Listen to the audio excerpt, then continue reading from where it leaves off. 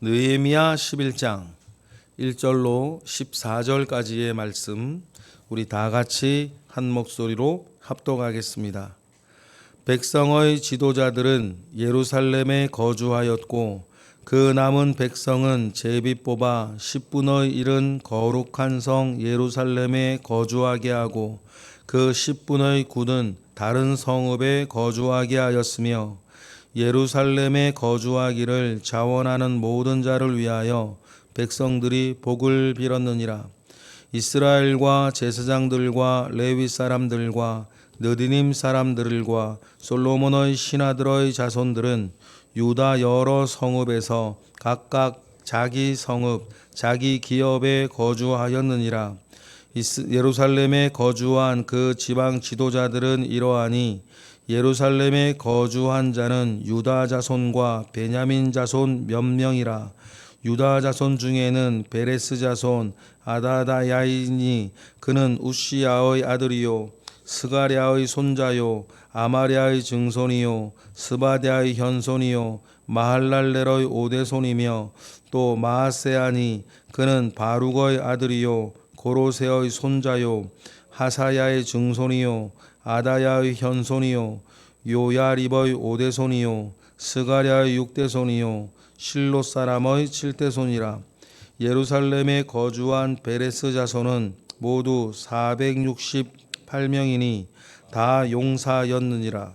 베냐민 자손은 살루이니 그는 무술람의 아들이요 요에서의 손자요 부다야의 증손이요 골라야의 현손이요 마세야의 오대손이요 이디엘의 육대손이요 여사야의 7대손이며 그 다음은 갑배와 살레 등이니 모두 928명이라.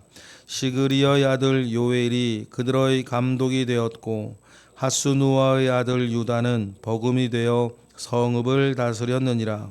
제사장 중에는 요야립의 아들 여다야와 야긴이며 또 하나님의 전을 맡은 스라야이니 이는 힐기야의 아들이요 무술람의 손자요 사독의 증손이요 무라요서의 현손이요 아이두버의 오대손이며 또 전에서 일하는 그들의 형제니 모두 822명이요 또 아다야의이니 이는 여로함의 아들이요 블라야의 손자요 암시의 증손이요 스가랴의 현손이요 바수울의 오대손이요 말기야의 육대손이며 또 그 형제의 족장된 자이니 모두 242명이요 또 아마세이니 그는 아사렐의 아들이요 아으세의 손자요 무실레못의 증손이요 임멜의 현손이며 또 그들의 형제의 큰 용사들이니 모두 128명이라.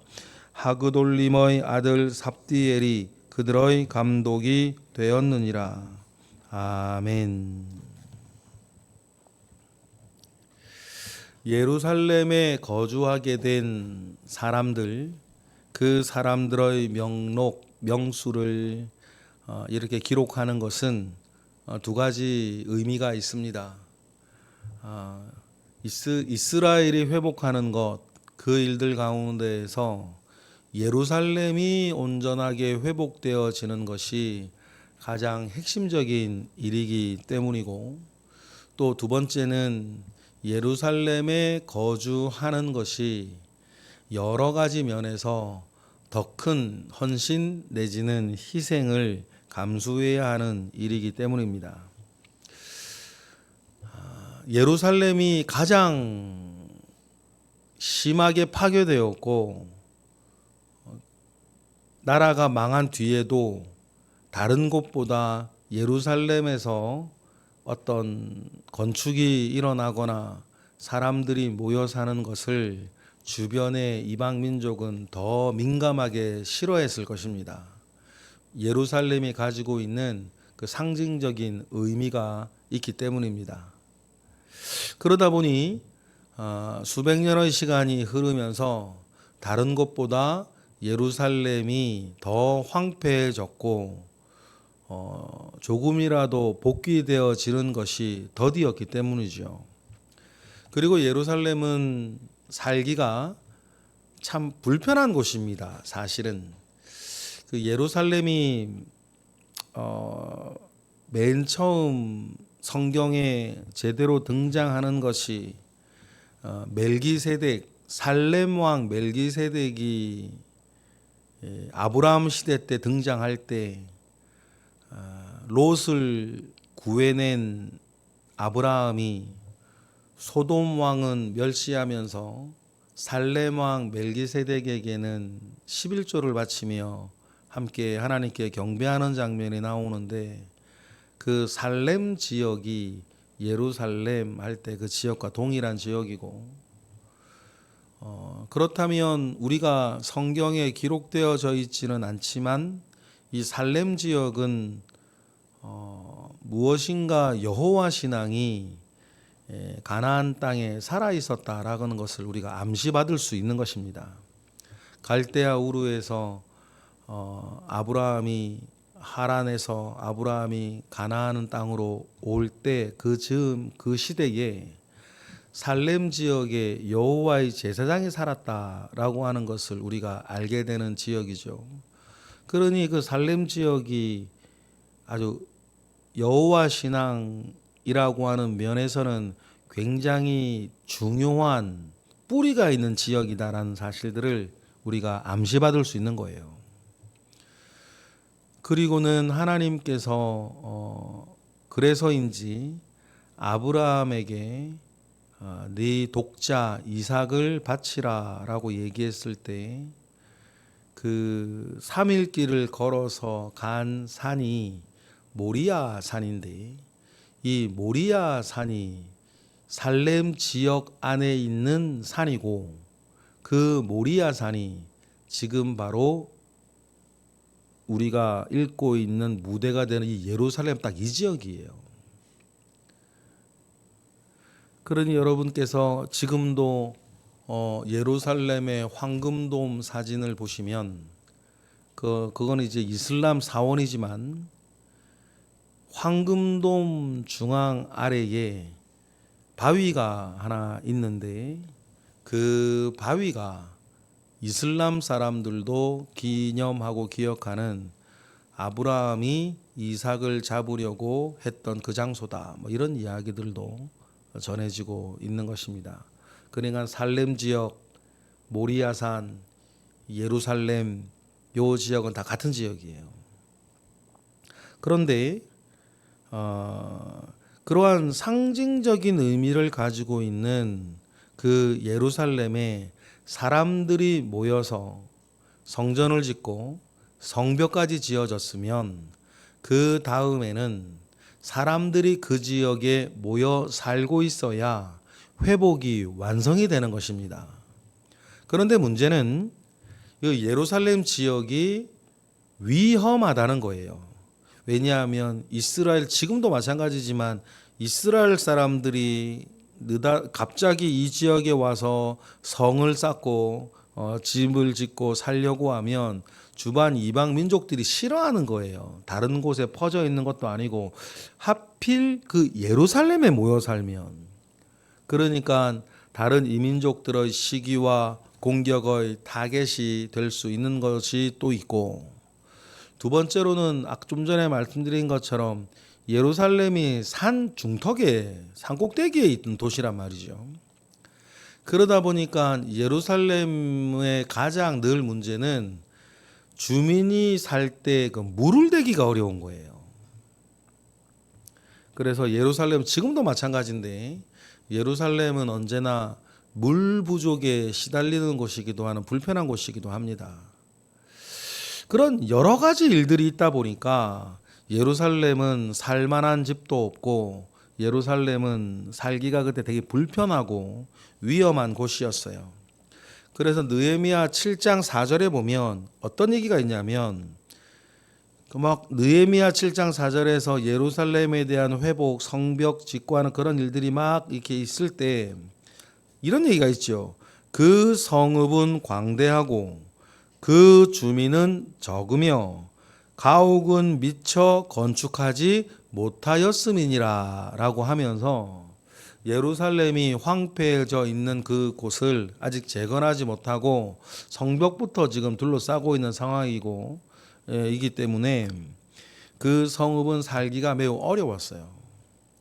그러니 성벽을 다 둘러싸고 뭐 그냥 가끔 이제 왔다 갔다 하는 것이 아니라 거기에 상주하여 예루살렘 주민이 되어 사는 것은 더 큰 희생과 더 큰 헌신이 필요한 일이었단 말이죠.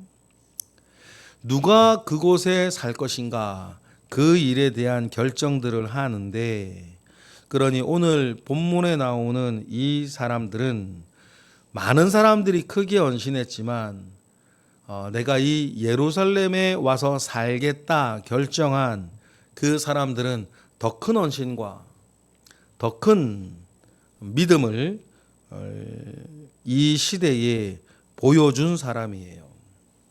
여러분, 저는 이런 말 되게 마음에 가다듬고 사는데, 여러분, 어려울수록 어려운 결정을 하셔야 돼요. 어려울수록 자꾸 쉬운 결정으로 피해가면 여러분 일 해결이 안 되는 겁니다. 우리가 살면서 되게 어려운 순간을 만나면 여러분 어려운 결정을 하셔야 돼요. 큰 일을 만나면 큰 결정을 하셔야 되는 거예요. 큰 일이 왔는데 자꾸 작은 결정으로 피해가면 일이 해결이 되지 않는 겁니다. 예루살렘의 회복이라고 하는 큰 일, 어려운 일이 이 예루살렘 주민 가운데에 다가왔을 때 여러분, 누군가는 큰 결정을 해주고 누군가는 어려운 결정 속에 자기를 집어넣어야 예루살렘의 회복이라고 하는 이 막중한 사명이 이루어지는 거예요. 그러니 오늘 본문엔 그 일에 자원한 사람들, 그 일에 순종한 사람들이 등장을 합니다. 제일 먼저 이제 성벽이 완성이 되어졌고 했으니 이제 성전도 거기 있고 누군가는 예루살렘을 지키고 살아야 되는데, 맨 먼저 이 일을 어떻게 처리해 나가기 시작하냐면, 이건 느헤미야의 일이겠죠. 느헤미야를 중심으로 어떻게 일을 처리해 나가냐면 1절처럼 처리를 해요. 먼저 어떻게 합니까? 각 지파 가운데 남은 사람들 중에 제비를 뽑아 10분의 1을 예루살렘에 살게 하는 겁니다. 제비를 뽑아서 하는 그 이유가 있겠죠. 우리 1절 읽어보겠습니다. 시작. 백성의 지도자들은 예루살렘에 거주하였고 그 남은 백성은 제비 뽑아 10분의 1은 거룩한 성 예루살렘에서 거주하게 하고 그 10분의 9는 다른 성읍에 거주하게 하였다라고 이야기를 하는 것이에요. 제일 먼저 한 게 10분의 1을 제비를 뽑습니다. 그럼 누가 뽑힐지 몰라요. 그러나 이 희생을 감수하고 희생을 이렇게 순종하여서 예루살렘 성에 사람을 채워나가는 일. 그리고 이 사람들은 자기 집부터 지어야 되고 삶의 터전부터 일구어야 하고 또 먹고 살 수 있는 여러 가지 것들은 바깥에 있어요. 예를 들어서 우리가 이런 거죠. 옥수동 중앙에서는 지금 우리가 경제활동하며 사는데 1차 산업을 하며 살 수밖에 없는 당시, 농사를 짓거나 목축을 하거나 이렇게 하며 살아가야 할 당시에서는 예루살렘이라고 하는 황폐해진 도시는 살 수가 없는 거예요. 살기가 어렵죠. 차라리 들로 나가고 논으로 나가고 산으로 가고 밭으로 가면 뭐라도 일구면 사는데 살기가 어려워요. 결국 예루살렘 사람들은 시간이 훨씬 많이 지나서 상업이 활달하게 일어났을 때에 살기 좋은 도시예요. 딱 서울이 그런 거죠. 그러니 이런 사람들은 그럼에도 불구하고 제비를 뽑아서 예루살렘에 사람을 채워야 하는 건 당연한 있어야 되는 일이니까 그 일들 가운데에 제비를 뽑아 하나님께서 나를 이곳에 살게 하기를 원하신다. 이걸 하나님의 뜻으로 받아들이는 사람들이에요. 그런데 중요한 게 하나 있죠. 이런 과정 가운데에서 지도자들이 백성의 지도자들이 먼저 솔선수범한다는 거예요. 그래서 1절에 보면 백성의 지도자들은 어디에 거주하였다 그래요? 예루살렘에 거주하기로 결정하는 거예요. 여러분, 우리도 마찬가지입니다. 어디에서나 우리가 리더의 자리, 지도자의 자리에 있을 때가 있어요. 여러분, 이때는 가장 먼저 솔선수범해야 되는 것입니다. 자기가 먼저 본을 보여야 돼요. 자기는 하지 아니하고 말로만 하면 되겠습니까? 그러니 우리가 작은 곳에서나 큰 곳에서나 우리가 이끌어야 되는 또 지도자의 자리에 있을 때에는 지도자의 솔선수범이 먼저 되어야 돼야 돼. 이건 나라도 마찬가지, 뭐 교회도 마찬가지, 기관도 마찬가지, 구역도 마찬가지. 물질로나 시간으로나 몸으로나 무엇으로나 지도자의 솔선수범이 먼저 있어야지 모든 일들은 다 이루어지는 거다. 그리고는 10분의 1의 제비를 뽑아 살게 하였을 때에 그 사람들은 사는데, 또 복된 사람들이 2절이에요. 이런 어려운 상황임에도 불구하고 뭐하는 사람들도 있었다. 자원하는 사람들도 있어요. 2절 읽어볼까요? 시작. 예루살렘이 거주하기를 자원하는 모든 자를 위하여 백성들이 복을 빌었느니라. 자원자도 모집을 했겠죠. 10분의 1을 뽑았고, 그 외에도 굉장히 삶이 어렵고 힘든 지경이 있겠지만 예루살렘에 거주하기를 자원하는 사람들도 받았을 거고, 그러면 자원하는 그 모든 자들을 백성들이 복을 빌어주는 일들을 우리 금방 읽었습니다. 결국 여러분 모르겠어요. 이게 결국에는 말이죠. 시간이 많이 지나면요.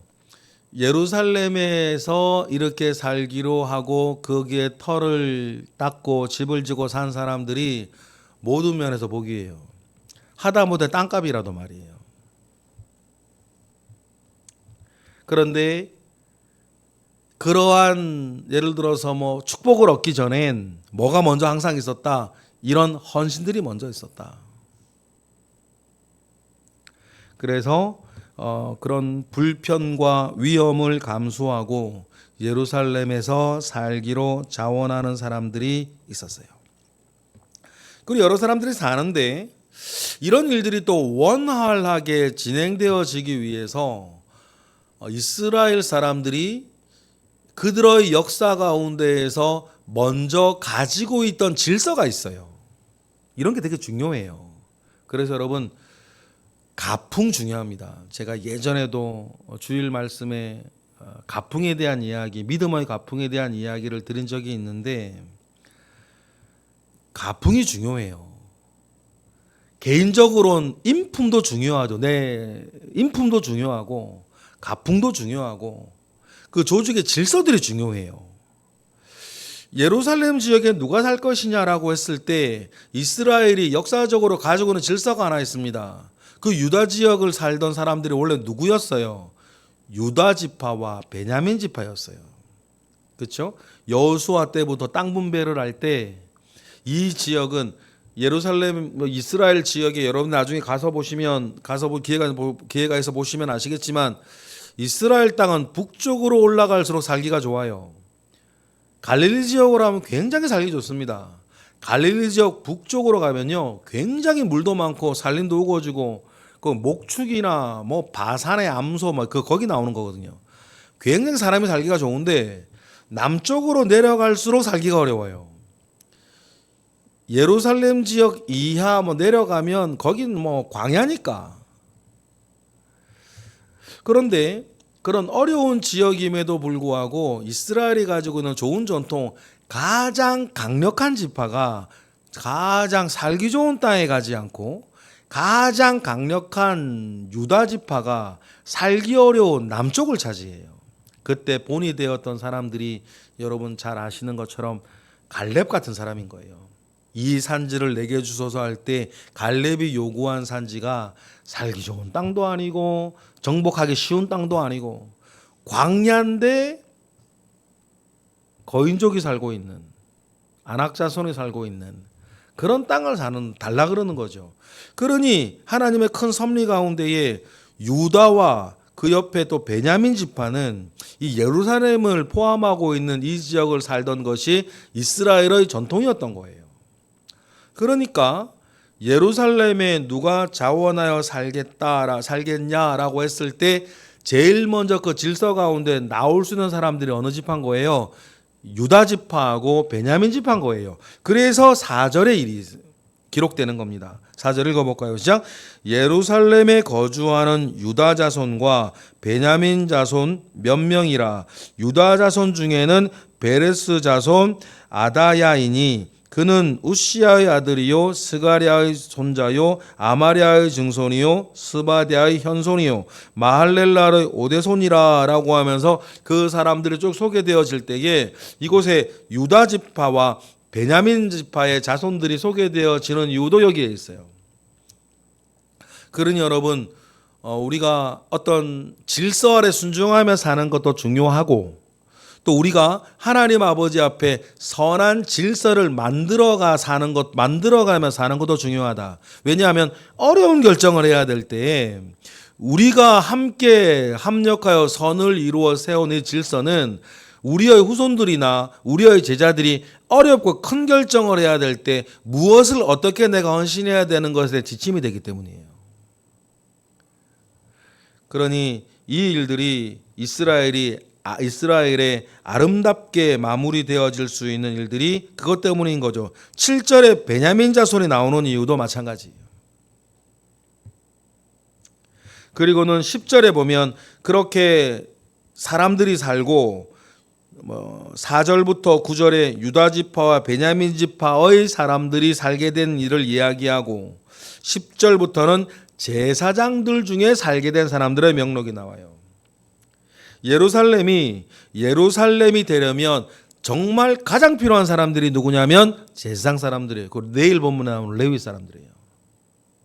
그러니 이 사람들이 있어야 예루살렘이 예루살렘 되는 것 아니겠습니까? 여러분, 오늘도 마찬가지. 교회가 교회 되기 위해 더 헌신하는 사람들이 있어야 됩니다. 예루살렘이 예루살렘 되기 위해 더 헌신하는 사람들이 있어야 돼요. 성전이 성전 되기 위해서 더 헌신하는 사람들이 있어야 되고, 예배가 예배 되기 위해서 더 예배에 집중하며 헌신하는 사람들이 있어야 됩니다.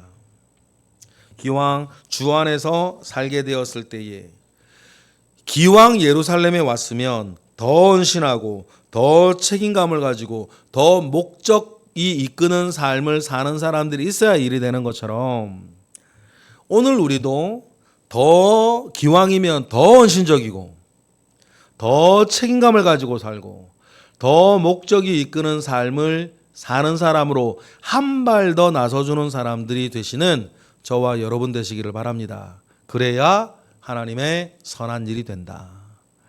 그 일에 더 귀하게 쓰임받는 저와 여러분 되시기를 주님의 이름으로 축복합니다.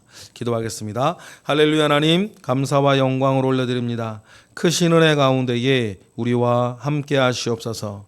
하나님 아버지께서 선한 일을 꿈꾸게 하시고 하나님 아버지께서 선한 일을 일구어 가실 때에 오늘 본문에 나오는 예루살렘에 거주하기로 작정하는 사람들처럼 우리도 더 헌신하게 하시고 더 큰 책임감을 안고 살게 하시고 더 목적지향적인 삶을 하나님의 선한 뜻 앞에 가지고 살아가는 이들 되게 하옵소서. 그러한 은혜 우리 가운데 있게 하시고 그러한 열정 우리 가운데 있게 하시고 그러한 충성 우리 가운데에 있게 하시옵소서. 예수 그리스도의 이름으로 기도드렸나이다. 아멘.